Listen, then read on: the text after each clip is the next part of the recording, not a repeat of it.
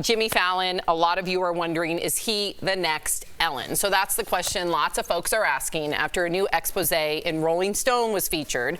So 16 current and former employees came forward anonymously, accusing The Tonight Show of being a toxic work environment. They described Jimmy as being erratic, appearing drunk at times, having outbursts, and employees using cry rooms to deal with it all. Jimmy reportedly apologized to staff yesterday, saying, quote, "I feel so bad, I can't even tell you."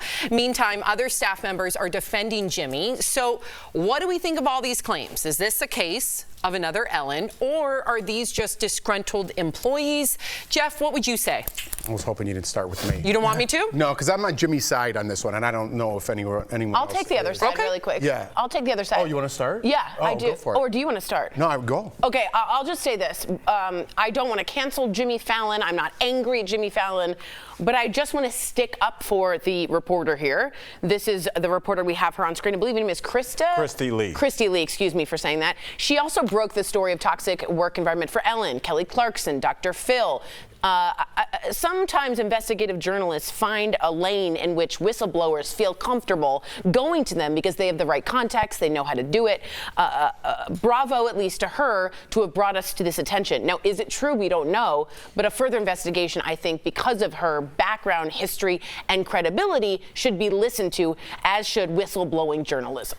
Tori, I gotta ask you a question. Oh, no. Oh, God. Because you were virally against Ellen when this happened. Yes, very much so. Good point. Yeah. So what's the difference here?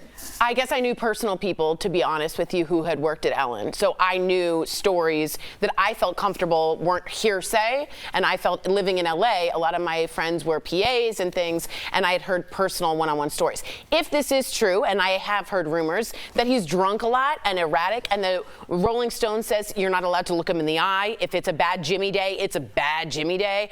Sketches will be canceled. Things are erratic. People question his soberness or sobriety. That's all. That's a real issue. Right. Okay. Good answer. Good question. Yeah, I don't know. I don't know about where we're at in society. What you could do, in the word toxic could mean multiple things, okay? When you say a toxic work environment, it's your boss cornering you, making you uncomfortable, grabbing things that he's not supposed to. Having a bad day when you're on the show for over a decade because your children upset you, your wife upset you, some situation upset you that might not be whatever level that you're on, and you just happen to snap or overhear a conversation where you're not feeling like Jimmy is welcoming you, that's not a toxic work environment. That's called work. Okay, and when you start on the bottom, you got to work your way up. There's people that you can't fire these days that don't do their jobs because if you sue them, you'll be fired. And they shouldn't be in conversations that Jimmy's in with his producers. And if you're walking down the hall, I highly doubt Jimmy Fallon says, "Do not look me in the eye." I just have to say that. There's a lot of rumors that swirl around. They said people did that in reaction to his bad days, not that he said it. Listen, we've been on the air 7 years now. If you interviewed everybody that left this place, even though it's the best place I've ever worked in, and I've been to a lot of places, they're not going to have an experience like I've had. They're going to say, "Hey, something's wrong here." It doesn't mean it's toxic. It means you didn't get what you want out of that relationship in your work environment, and so you're complaining. I have a real problem with this woman. She found a lane, and now she's going after everybody. Just like whatever crazy notion you have in your head about whatever it is, you could find support for it on the internet. Jimmy Fallon's been on the air for how long? A decade?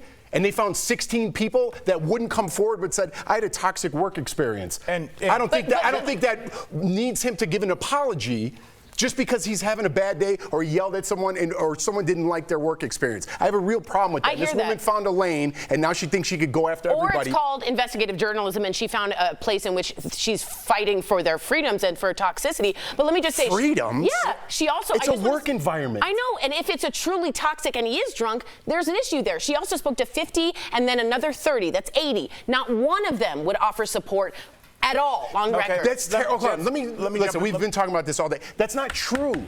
That's not true. They were neutral in the conversation. They said they cannot give any positive support at all. Okay, that's not a true statement. You're spinning it like a lawyer. Saying they're staying neutral, saying, hey, my boss is right there. You got a problem with Bert? No, I don't. I don't have a problem with Bert. You just said I'm not answering that because I don't want to get myself into this situation. If you say anything in this climate and you point out anybody, you now are involved. You have to go to HR. You have to answer questions.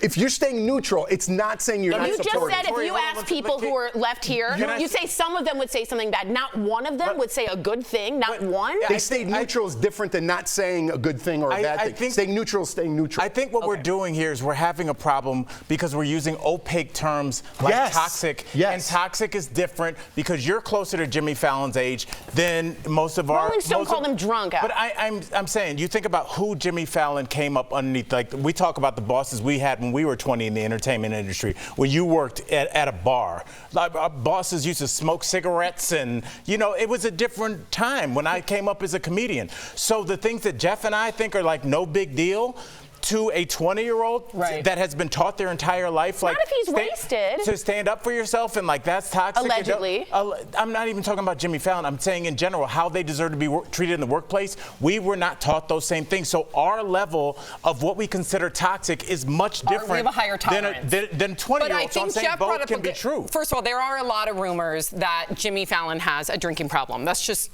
There is. In this industry. And that's unacceptable. However, I think Jeff's point of using discernment of, are they weaponizing the word toxic? Most of the people reading the headline aren't going to be able to unpack that because all they see is toxic workplace, and then they assign that to Jimmy Fallon. He's in a picture with Ellen and Dr. What do you think? What if it is toxic? I think everybody's toxic.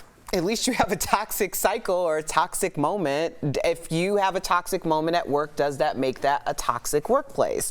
I mean, I'm just asking because there's going to be so many people. I mean, you brought that up like, I'm so old, I was on radio and people were smoking in studio. Like, so it's not like, there's things that I'm going to look at and be like, okay, now that you bring it to my attention, I could see how that could be problematic. Would I be the first person to notice something being problematic? Maybe not, because my sensitivities have been completely smashed and pulverized to the ground. That's a great point.